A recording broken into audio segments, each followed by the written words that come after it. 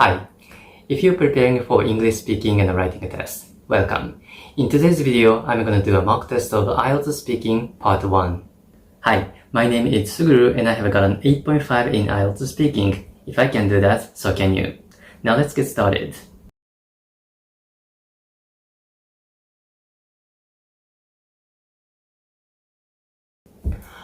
No, there aren't any factories in the proximity of my house, as far as I know.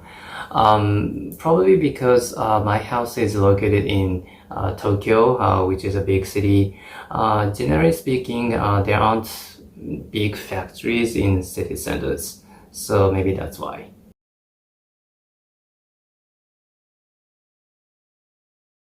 Well, as I mentioned in the previous question, usually there aren't factories in, city centers or urban areas. So factories and plants, they are usually situated in the countryside, like in remote areas.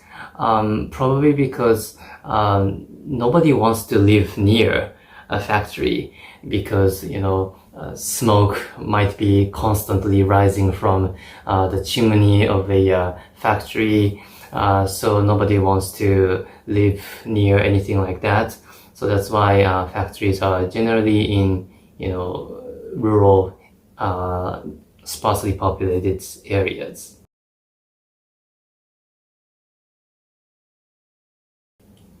Problems. Well, it's absolutely pollution. I just touched on, smoke coming from factories. But there are also other pollution problems, like, a factory might release, dangerous chemicals or pollutants into, nearby rivers or lakes, and that's caused serious problems to the ecosystem, and ultimately that might affect people's lives, because if we eat fish, for example, from those contaminated waters, that pollutants might affect our health. So yeah, pollution is absolutely one major problem attributable to factories.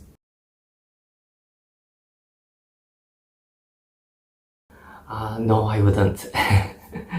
No, because I imagine factory work to be kind of possibly dangerous. The other day at a chemical plant, the staff there mixed the wrong chemical substances that triggered a huge explosion, causing many injuries. So yeah, really serious accidents do happen in factories. So I don't think I would intentionally try to land a job at a factory. Okay, let's consider my responses in terms of these criteria. First off, fluency and coherence. Coherence evaluates your development of the topic. In other words, how you put in examples or details. Let's take a listen to this part of my response. A factory might release, dangerous chemicals or pollutants into, nearby rivers or lakes, and that's caused serious problems to, the ecosystem. So if we eat, fish, for example, from, those contaminated waters, pollutants might affect our health. So here I'm illustrating how a factory can cause damage to the ecosystem and ultimately how it affects people's health. As you can see, this is just a common knowledge, isn't it? Remember, IELTS is just an English test, so you don't have to worry about how much knowledge you have about a certain topic. If you just explain in detail what you already know, you can get a high score for fluency and coherence. Next, pronunciation. To earn a high score for pronunciation, you need to speak naturally. In other words, you should show your emotions skillfully through your tone of voice. Let's listen to this. No, I wouldn't. No, I wouldn't. Ha ha ha. Do you notice the sense of how can I say, like nervousness or a little bit of hesitation in my voice here. Instead of saying, no, I wouldn't, I said, no, I wouldn't. Why did I do this? Well, it's because I was still thinking whether I should say yes or no. You know, honestly, I don't want to work at a factory, but if I had a chance to work at a factory, maybe I might find it enjoyable. We don't know, right? So if you can display such subtle nuances in your speech, then you are a very high-level speaker of English. Moving on to lexical resource. So yeah, pollution is absolutely one major problem attributable to factories. Problem attributable to factories. Problem attributable to factories. Do you know what attributable means? Attributable to something means caused by something. So a problem attributable to factories means a problem which is caused by factories. Finally, grammar. Watch this.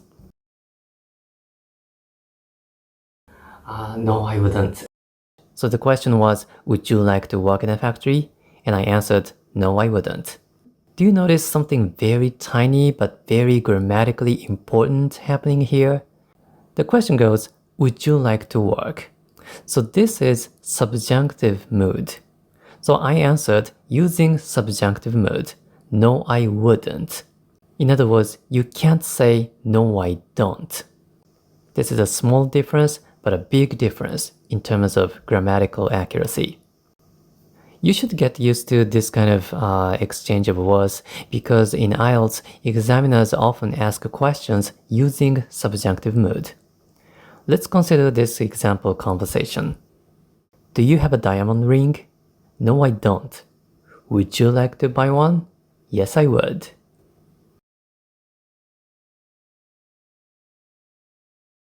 Alright, I hope you found this video useful. Leave a like, subscribe if you're new, and most importantly, let me wish you good luck on your test.